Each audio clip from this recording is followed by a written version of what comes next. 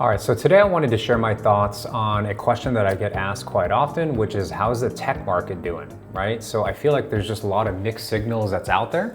People are hearing all kinds of different things, right? So on the one hand, you hear about Google and Meta and Amazon, tightening up and even doing layoffs, for example.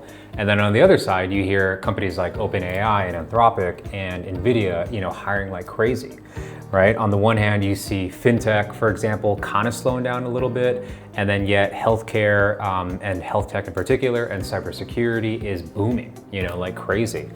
So we're seeing some startups slow down on their headcount, and then other ones, again, are just hiring, again, back to what it was like, back in like 2021, as an example. So I don't know, the way that I've been kind of answering it when I talk to people is I don't necessarily see the market as being good or bad per se and looking at it in those terms. The market's just shifting, it's just changing, right? So we're seeing cloud and AI and data infrastructure, for example, those individuals getting multiple offers, right? So that's definitely high in demand.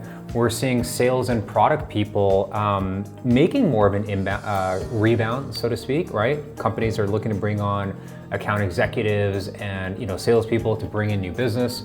But those are focusing in on people that have like existing books of business, and companies are looking to bring people on, but making sure that they get a good ROI, on those individuals, for example. So long story short, companies are still hiring people, although it may be a little bit fewer than what people would hope or think in the past.